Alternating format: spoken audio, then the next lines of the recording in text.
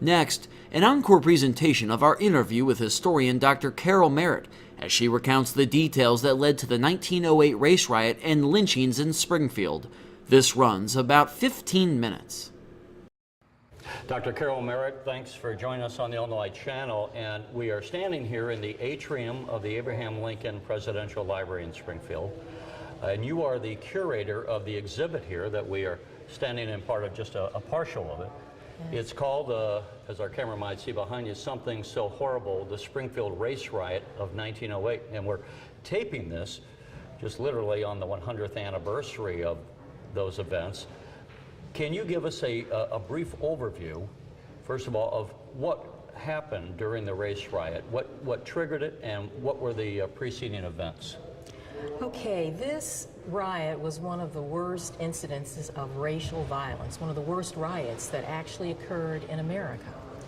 Here in Springfield, as elsewhere, the community, the society has divisions of race and class.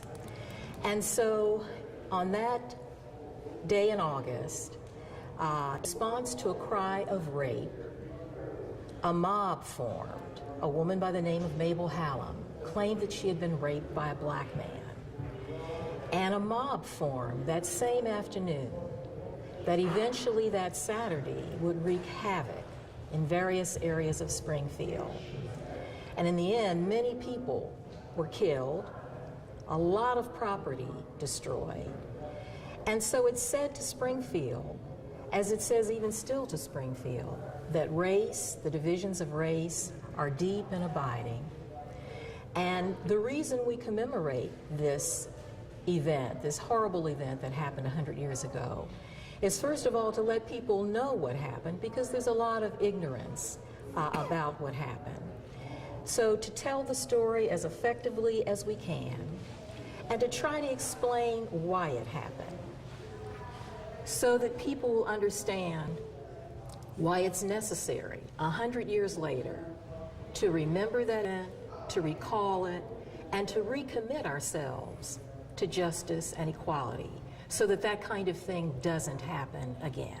And it kind of goes to show a couple of things I think also mark this, aside from the fact of the rioting itself. The fact that it happened in Abraham Lincoln's hometown, the great emancipator, that they would be lynching black men, I think outraged the American conscience at the time.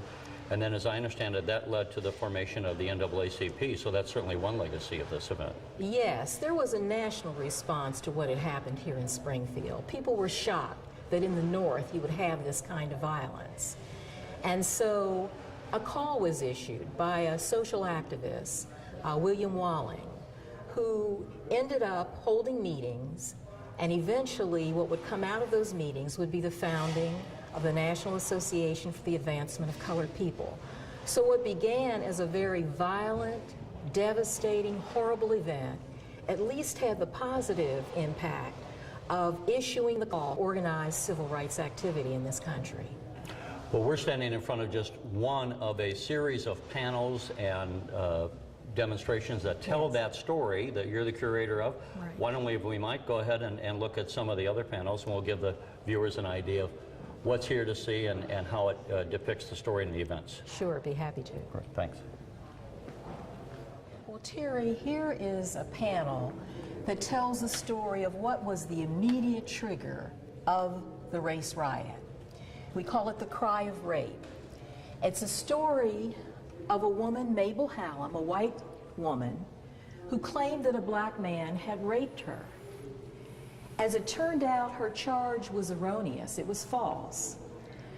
But nevertheless, a black man was picked up, George Richardson, falsely accused of the rape, put in jail. As a result of the charge, however, a mob formed quickly and grew eventually to thousands, as many as 5,000, wanting to then take the prisoner out of jail to lynch the prisoner. And I might point out, right here we have a headline which was in the day's paper. How did the mob know? The headline screamed, "Dragged from her bed and outraged by Negro," and outrage being a euphemism for rape. Right, but even before the papers hit the street, the word spread through the community, so that within hours of her charge, a mob had already formed. And so how was it that George Richardson was pointed out? Did Mabel say he was the person? Okay, yes, he was immediately brought in and put in a lineup. And after much hesitation, she said, "I think you are the man, and you're going to have to prove that you weren't." The reason he was picked up was because he did have a previous criminal record, and he was working as a construction laborer in the area. And the police wanting to have some immediate response to the charge, he was picked up and immediately put in jail. What events then transpired as he was picked up Okay, and as I said, held this in the was Sangamon prison, I guess? Huh? Okay, he was held in the Sangamon County jail, and this was in the afternoon. Crowds began to form. The mayor heard, the governor heard about it, wanted to know if the sheriff needed reinforcement because this was a really ugly incident, the community thought. And so eventually the National Guard was called, the units coming in from all over Illinois. But before they really got here and could effectively control the crowd, the mob had destroyed a restaurant of the man who had removed the prisoner from jail to protect him. As I understand it, Harry Loper was the individual. Exactly. Harry Loper, a restaurateur, had a beautiful car. One of the few, I would imagine, in Springfield in 1908. Not many. And he drove the prisoner to a point where a train could be caught, and he went to the Bloomington County Jail, Bloomington Jail. To that end, the sheriff, was Harry Loper a friend of the sheriff? No, it's just that Harry Loper was a prominent person in town. He'd had the experience of a Cincinnati riot, and he wanted to avoid the bloodshed and the attack of the jail. They knew Richardson would have been dragged and lynched, and they were trying to save the prisoner by removing him from the mob. And thinking that that would quell the mob. But what it did was it enraged the mob still more. So they were turned crying on, for blood and didn't get their blood, so they went looking for others. They were angry at Loper, so they burned his restaurant, burned his car, destroyed his restaurant, really. And then, still not satisfied, they turned on the black community. And at that point, invading the levee, an area of saloons and groceries, many of the black businesses were in that area. And because there were some black businesses, then the mob moved in, destroyed many of them.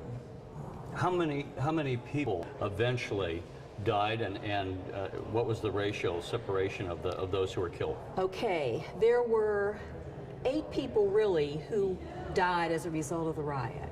5 of them were whites, killed apparently by blacks defending themselves and their property in the levee.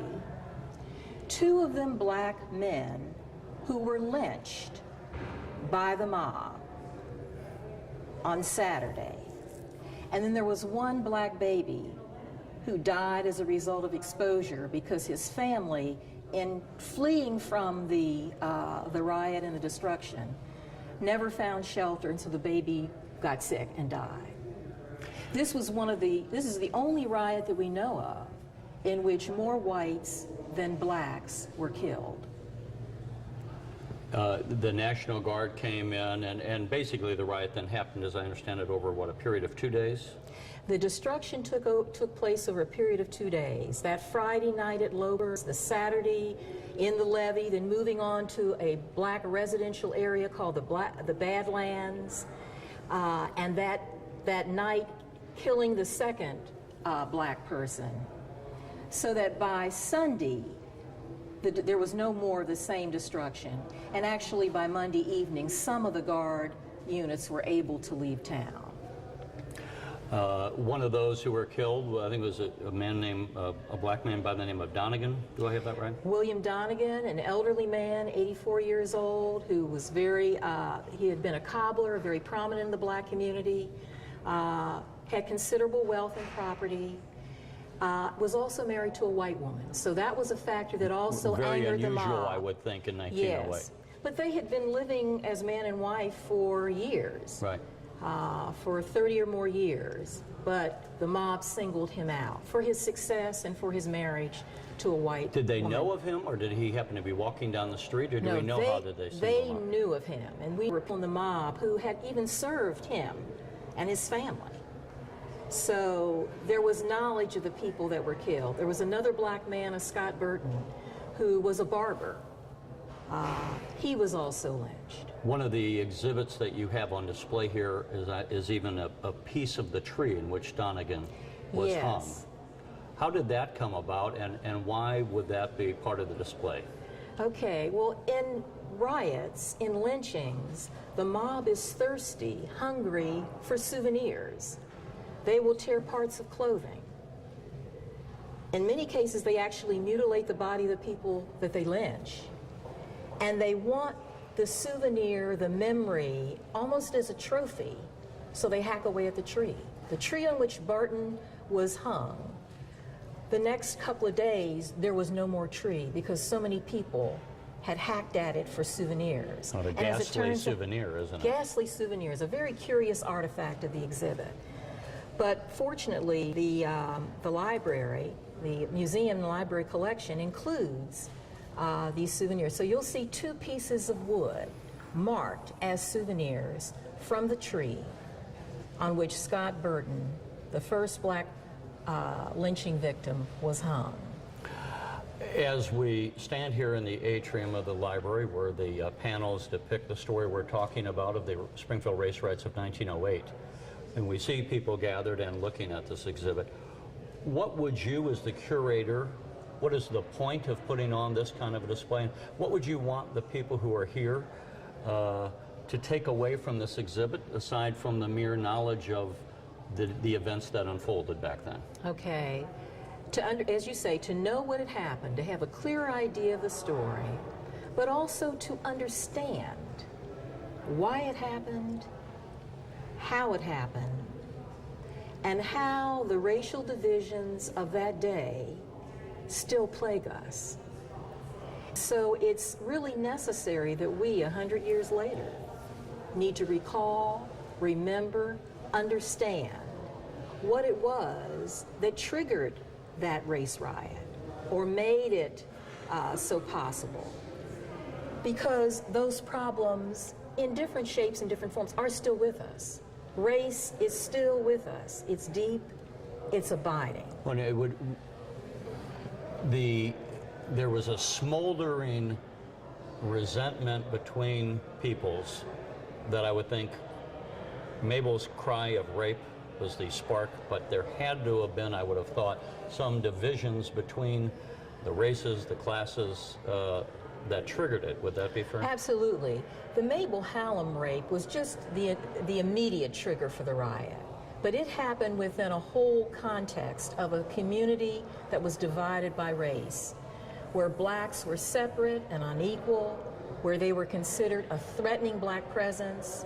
Blacks, as in the South, were considered that they had to remain in their place, not be uppity, not challenge the white community in any way, word or deed, or in material success. There was a great deal of resentment on the part of whites for the success that many blacks had achieved. Let me ask, to what extent, and again, going to the legacy of that and bringing it to today, to what extent, when we talk about racism, is it really classism?